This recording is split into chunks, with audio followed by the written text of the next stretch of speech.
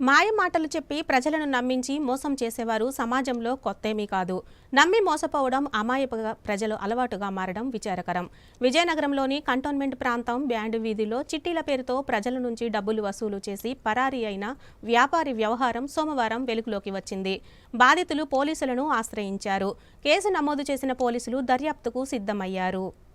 ప్రజల నమ్మకమే తన వ్యాపారానికి పునాదిగా మార్చుకున్నాడు ఆ వ్యాపారి. ఇన్స్టాల్మెంట్ వ్యాపారంతో మొదలెట్టి చిట్టీల వ్యాపారిగా వృద్ధి చెంది చివరికి నమ్మిన ప్రజలకు కుచ్చుటోపి పెట్టాడు.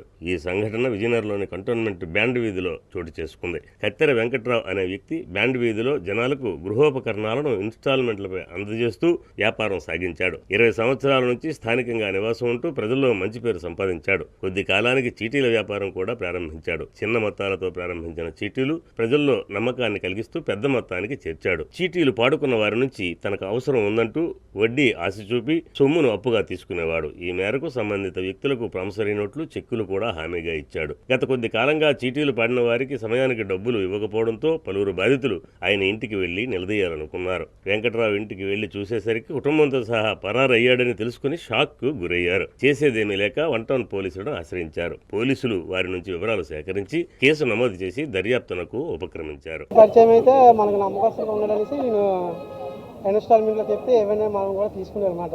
ఆ విధంగా 5 సంవత్సరాల నుంచి సీటీలు ఎత్తాడు. సీటీలు ఎత్తి మేము కూడా కట్టడం మొదలుపెట్టాం. 3 సంవత్సరాల మాత్రం బాగానే ఇచ్చాడు. ఈ సంవత్సరాల నుంచి లాస్ట్ వరకు కట్టేస్తాను. నేను కట్టేస్తే సరే ఇచ్చేస్తాను. అది ఏప్రిల్లో క్లియర్ అయిపోయింది. ఏప్రిల్ క్లియర్ అయిపోయిన తర్వాత సీటీ డబ్బులు టైం అవుతుంది కదా, ఇంకా మే, జూన్, జూలై కూడా వచ్చేస్తుంది, ఇది పద్ధతి కాదని నేను అడిగాను చాలాసార్లు. అడిగితే మా ఆవిడ గుంట్లో బాగలేదు, నాకు చెమటలు పట్టేస్తాను, నాకు ఇదే అయిపోతుంది, హార్ట్ ప్రాబ్లం వచ్చేస్తుంది గట్టిగా అడిగితే అనేసి పనులు తెలిసిన మనిషి కదా, మనం కూడా ఒక మనిషిని ఎందుకు ఇబ్బంది పెట్టడం అనేసి అలా 3 నెలలు ఆగాం. క్లియర్ అయిపోయారు. ఆడవాళ్ళు అడిగినా క్లియర్ అయిపోయిన తర్వాత కూడా ఇలా చేశాడు అనమాట. ముందు సామాన్లు ఇచ్చేవాడు. ఆ సామాన్లు ఇచ్చేటప్పుడు చీటీ వేస్తున్నామమ్మా, చీటీ కోసం కలపండి అని అంటే సరేలే మరి చీటీ ఎందుకని పనికి వస్తుంది కదా పిల్లల ఫీజులకి దేనికి అనేసి కలిపా. బాగానే ఇచ్చేవాడండి. కిందటి సంవత్సరం నుంచి జనవరి నుంచి పాటకు రానివ్వలేదు, చేయలేదు, డబ్బులు మట్టు కట్టించేసుకునేవాడు. ఫోన్ పే చేసేవాడు మా బాబు. మే నెల కూడా చేసాడు. వచ్చేసరికి ఇంకా ఉండు నువ్వు ఆపు అనేసి నేను ఇంటికి వెళ్ళేటప్పటికి అమ్మ మీకెందుకు మీరు నడవండి, మీ వెనకతలో వస్తాను, మీ వెనకతలో వస్తున్నానమ్మా అని అలా 3 నెలల నుంచి ఇదే మాయ. మొన్న సోమవారం నడలు గట్టిగా తిట్టానండి. తిడితే మీకు ఎందుకమ్మా, లక్షవారం మీకు ఎలాగైనా పేమెంట్ చేసేస్తాను, పేమెంట్ చేయకపోతే నేను చచ్చిపోతాను అన్నాడు. కానీ ఇక ఇలా చేశాడండి. సీట్ వేసిన తర్వాత ఈ మధ్య ఏం చేశారంటే సీట్ వేసి సీట్ అన్ని కడుతుంటే మాకు పాడడానికి వెళ్తుంటే ఇక్కడ మీ పాడడానికి ఏమో వెళ్తున్నప్పుడే ఇక్కడ లేరండి, మీ పాడిన వాళ్ళు ఏమో వచ్చి విజయవాడలో ఉన్నారు, తణుకులో ఉన్నారు, అన్నవరం ఉన్నారు, ఇక్కడ ఉన్నారని చెప్పేవారు. మేము ఎప్పుడు పాడడానికి వెళ్తున్నా రేట్ పెంచి అమౌంట్ అలా పెంచుతూ ఉండేవారు.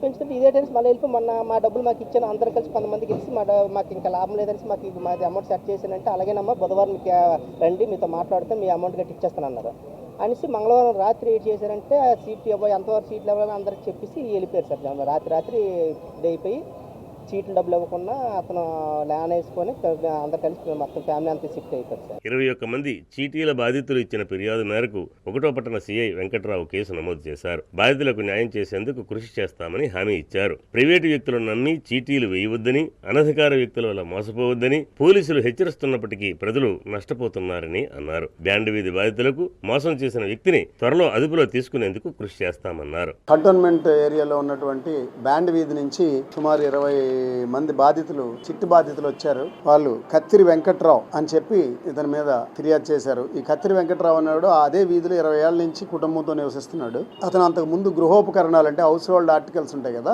వాటిని ఇన్స్టాల్మెంట్స్ కి ఆ వీధిలో ఉండే వాళ్ళకి ఇచ్చి చేస్తుండేవాడు. ఆ విధంగా అందరికి నమ్మకస్తుడయ్యాడు. ఆ నమ్మకాన్ని పెట్టుబడిగా పెట్టిన తర్వాత వీళ్ళందరూ చిట్టీలు వేయటం మొదలు పెట్టారు ఆయన దగ్గర. అలా చిట్టీలు వేస్తూ మొన్నటిదాకా వేశారు. మొన్న వారం రోజుల తర్వాత వాళ్ళు ఆయన ఫ్యామిలీ తోటి జంప్ అయిపోయాడు ఎక్కడికో. సో ఫోన్ స్విచ్ ఆఫ్ అంటున్నారు. సో వాళ్ళు వచ్చి ఒక్కొక్కరు 60,000, కొంతమందికి 2 లక్షలు, కొంతమంది 50, సుమారు 80 లక్షల దాకా తెలుస్తోంది. సో వీళ్ళు ఇప్పటిదాకా వచ్చిన వాళ్ళు 23 మంది వచ్చారు. 23 మంది దగ్గర ఏం జరిగింది ఏంటి అనేది ఎంక్వైరీ స్టార్ట్ చేసాం. తర్వాత కేసు నమోదు చేసుకుని దర్యాప్తు చేసి ఆ ముద్దాయిని పట్టుకోవడం జరుగుతుంది. కాబట్టి మరొక్కసారి మేము వాళ్ళని ప్రజలందరికీ విన్నవించుకున్నది ఏంటంటే, అమ్మా ఏదో ఒక రోజు, ముఖ్యంగా మహిళలు వీటి పట్ల చాలా యాక్టివ్గా ఉంటారు. దాచి ఇవన్నీ పక్కన పెట్టుకుని ఏదో చేయాలని చూస్తారు. సో ఎప్పుడో ఒక రోజు ఇట్లాంటి వాళ్ళు ఖచ్చితంగా చేతులు ఎత్తేస్తారు. తర్వాత మనం రికవరీ చేసి మళ్ళీ మీకు డబ్బులు ఇప్పించడం కూడా చాలా కష్టమైనటువంటి పని. ఏ రకమైనటువంటి బ్యాక్గ్రౌండ్ లేని వాళ్ళు వీళ్ళందరి దగ్గర మీరు వేయటం తప్పు. సో అనవసరమైనటువంటి ఇబ్బందులు కొని తెచ్చుకోవద్దు. దయచేసి ఇప్పటికి ఎవరైతే వీధుల్లో మీరు రన్ చేస్తున్నారో ఆ రన్ చేస్తున్న వాళ్ళు కూడా హెచ్చరిస్తున్నాం. ఖచ్చితంగా మేము ఇన్ఫర్మేషన్ లాస్ట్ ఇయర్ అందరి మీద కూడా బైండ్ ఓవర్లు చేసాం 107 సిఆర్పిసి కింద ఎంఆర్ఓ ఆఫీస్లో. ఇప్పుడు మళ్ళీ ఒకసారి కలెక్ట్ చేస్తాం. మేము ఎవరైతే బైండ్ ఓవర్ చేసామో వాళ్ళు గనక ఈ అనాథరైజ్డ్ చిట్స్ నిర్వహిస్తున్నట్టయితే వారి మీద చర్యలు తీసుకోవడం జరుగుతుంది. ఇప్పటికైనా ఆల్రెడీ ఎవరైతే చిట్లు అవి కడుతున్నారో మీ నిర్వాహకులను కూర్చోబెట్టి అందరూ మీ అమౌంట్స్ని వెనక్కి తీసుకొని ఏదో సెటిల్మెంట్ చేసుకోండి. లేదు అని అంటే మీరు కూడా ఇప్పుడు వచ్చిన బాధితుల్లో మీరు కూడా తర్వాత ఏదో ఒకరోజు చేరతారు.